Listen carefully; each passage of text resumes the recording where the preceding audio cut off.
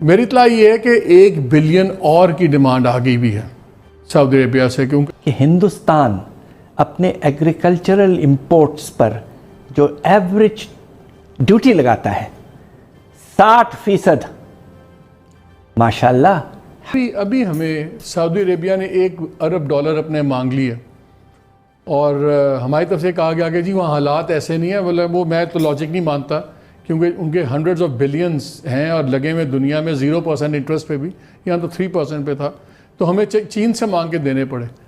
میری اطلاع یہ ہے کہ 1 بلین اور کی ڈیمانڈ آ گئی بھی ہے سعودی عربیہ سے، کیونکہ ٹوٹل 3 بلین تھا، اس میں سے 1 بلین اور بھی مانگا گیا۔ پہلے تو یہ بتائیں کہ اگر انہوں نے 3 بلین کے 3 بلین اپنے مانگ لیے ڈالر، تو کیا اس سے کوئی بہت بڑا ہمارے پہ کوئی فرق پڑتا ہے، امپیکٹ پڑتا ہے ہماری فائنینشیل پلاننگ پہ؟ بات یہ ہے کہ ہمیں شکریہ ادا کرنا چاہیے سعودی عربیہ کا، جب ہمارے پرائم منسٹر صاحب نے اپنی مہم چلائی کہ پیسے ریز کریں، تو سب سے زیادہ سپورٹ جو ہمیں اس وقت دیا گیا، آپ کو یاد ہوگا 2019 میں تقریباً $3 ارب تو انہوں نے ڈپازٹ کے طور پہ رکھے۔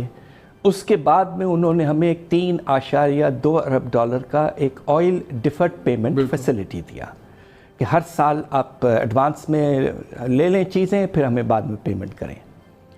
اب پوزیشن یہ ہے کہ انہوں نے اگرچہ یہ ڈپازٹ سے 1 ارب تو لے لیا ہے واپس، اگر 1 اور ارب مانگ رہے ہیں، دوسری طرف ہمیں ہر سال وہ آئل ڈیفرڈ فیسلٹی کی پیمنٹ کرنی ہے، وہ تقریباً $800 ملین ہے۔ ماضی میں تو وہ لیتے ہی نہیں تھے، کہہ دیتے تھے لیکن مانگتے بھی نہیں تھے ہمارے زمانے میں نہیں لیتے ہم ہی لائے تھے، دنیا کو یہ بتایا جاتا تھا کہ ڈیفرڈ ہے، لیکن کبھی لیتے نہیں تھے۔ لیے تھا، ہم سے لیا نہیں۔ میں آج کہنا چاہتا ہوں کہ بم پھٹنے کے بعد میں 2-3 ملکوں نے جو ہمارا ساتھ دیا تھا، اس میں سعودی عربیہ، کویت، چائنا۔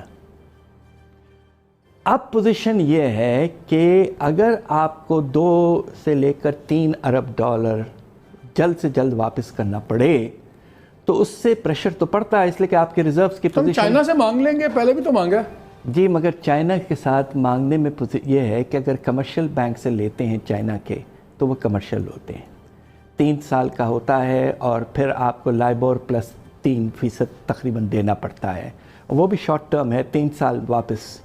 پروجیکٹس ہوں چائنا سے، اگر ہم پروجیکٹس پہ پیسہ لیں تو وہ ٹھیک ہے، اس لیے کہ وہ ایک عرصے کے لیے ہوتا ہے اور اس کا امپیکٹ بھی ہوتا ہے ملک پر۔ یہ جو balance of payments type of support ہے، اس سے حالات کوئی بہتر نہیں ہوں گے، صرف یہ کہ آپ کو نظر آئے گا کہ ریزروز میں تھوڑا اضافہ ہے۔ ایگریکلچر کو کیوں اگنور کیا جا رہا ہے؟ اس لیے کہ کیا پالیسی میکر سارے وہ ہمارے اربن بیٹھے ہوئے ہیں اور بزنس مین گرو بڑے بیٹھے ہوئے ہیں، اور ایگریکلچر اگنور ہو رہا ہے، اور ابھی آپ تقریباً 2.5-3 بلین کی امپورٹ کریں گے جی، اور یہ بھی سوچئے آپ سر $48 کروڑ کا تو آپ آٹا بھی امپورٹ کریں گے، امپورٹ کرنے والے، شرم کی بات ہے۔ ویٹ امپورٹ کریں گے۔ ہم یاد ہے کہ 1999 میں جب ہم حکومت میں تھے، ہم نے پہلی دفعہ ویٹ سیلف سفیشنسی حاصل کی تھی۔ ایک بات میں آپ سے یہ کہہ دوں کہ ہماری جو ٹیرف پالیسی ہے، مجھے یہ سمجھائیں کہ ہندوستان اپنے ایگریکلچرل امپورٹس پر جو ایوریج ڈیوٹی لگاتا ہے 60%، ماشاءاللہ ہماری ایوریج ڈیوٹی 8%۔ یہاں پاکستان میں کیوں گائے گا؟ یہی تو مسئلہ ہے کہ آپ کو سوچنا چاہیے کہ ملک کا بیک بون جو ہے ابھی بھی، اور اگر ہمیں ایکسپورٹس بڑھانے ہیں تو وہی specialised food value added exports ہوں گے ہمارے۔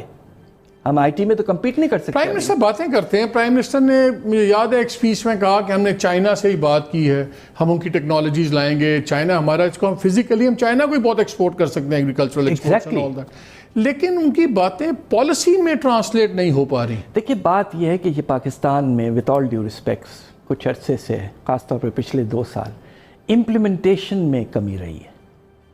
ہمارے پرائم منسٹر صاحب بڑی مناسب وقت پہ مناسب باتیں کرتے ہیں، مگر آپ مجھے یہ بتائیے کہ لوکسٹ کا اٹیک ہمیں پہلے سے پتا تھا، کیا اس پہ ہم نے ٹھیک سے تیاری کی تھی؟ تقریباً اندازہ یہ ہے کہ 300 سے 400 ارب کا نقصان کم از کم اس کی وجہ سے ہوگا۔ یہ کوئی چھوٹا اماؤنٹ ہے؟ تو بات یہ ہے کہ آپ میں جو گورننس کی بات ہے، Be prepared for crisis and manage them quickly. ایک بندے نے میری دونوں بازو کاٹنے تھے، چلے ایک کاٹا ہے، مہربانی، میں بڑی اچھی حالت میں تو نہیں ہوں. مگر اب یہ سوچنا ہے کہ کیا واقعی اگر دنیا میں حالات اتنے خراب رہتے ہیں تو کیا ہم اس سے امیون رہیں گے؟ لیکن دنیا کا مجھے ایک اور بتائیے، میں انفلیشن فگرز دیکھ رہا تھا، دنیا میں کووڈ کے دوران مہنگائی بڑھی نہیں ہے. نہیں بڑھی. ہمارے یہاں بڑھی ہے. اس کی وجہ یہ ہے کہ ہمارے ہاں سپلائی کے فیکٹرز آ جاتے ہیں. جب آپ فیلئر بھی ہے، کوئی میکینزم نہیں ہے. اگر آپ کے چینی اور آٹے میں ہورڈنگ ہو جاتی ہے فرض کیجئے، تو اس کا کووڈ سے کیا تعلق ہے؟ تو یہ آپ کا گورننس کا مسئلہ ہے، پرائس ریگولیشن کا مسئلہ ہے. دنیا بھر میں تو مارکیٹس ٹھیک سے آپریٹ کرتے ہیں، وہاں اس طرح کی بدماشی نہیں ہوتی ہے. تو یہ جو اضافہ ہوا ہے ایسا نہیں ہونا چاہیے تھا.